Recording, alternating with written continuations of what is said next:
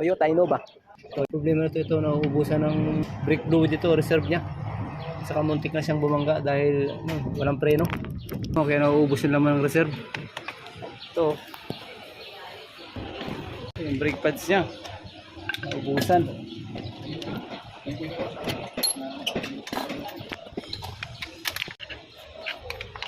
Yan. Opo, ma'am. Yan, nakita niyo. Ano yun? Yung brake pads, sumiwalay na. Pumasok dito sa ilalim. Oo. Kaya nawalan ka ng preno. Saka, kaya yun ang problema. Yung caliper piston lumabas na kaya tumagas. Kaya naubusan ng laman yung reserve.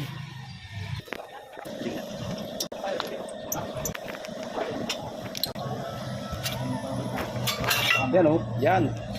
Yan, naging problema. Yung brake pads, sumingit na. Yan, tinamaan o. Ito, ma'am. Tinamaan yung rotor disc. Eric Lau. Yan, ma'am. Ang set. Sobrang nipis na ng rotor disc. Tapos, yung brake pads, sobrang nipis na. Kaya nangyari, lumabas yung piston. Lumabas yung piston dito. Kaya, tumagas yung brake fluid niya. Naubusan kaya wala siyang preno, muntik na siyang bumangga. So dahil dito lumabas yung caliper piston. Kaya naubusan siya ng brake fluid doon sa reserve. Dahil dito. Kaya napaka-importante. Pacheck nyo lagi yung preno nyo. Gagawa dito, napaka-delikado nito. Pwede kayong madisgrasya pag ito. Tulad yan, lumabas yung piston. Nawawala ng fluid, kaya nawawala din ng preno. Rotor papalitan namin ito, dalawa kabilaan. Ay, sobrang nipis na, hindi na pwedeng i-replace yung isa sa kabila.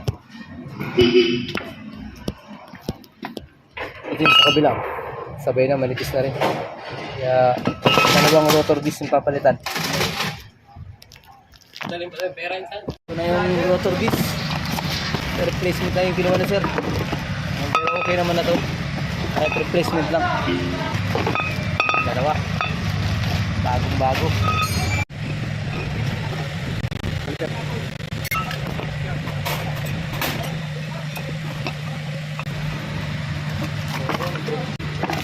Ito na yung brake pad. Isang set.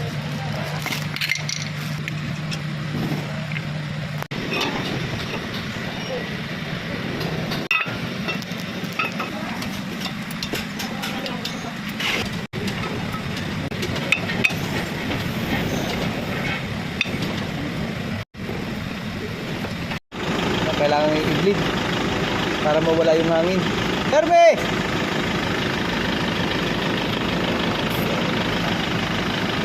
Pag may hangin kasi sa linya, lumulubog yung preno.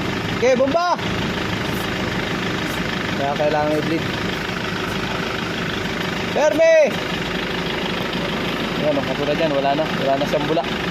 Ibig sabihin yan, okay na.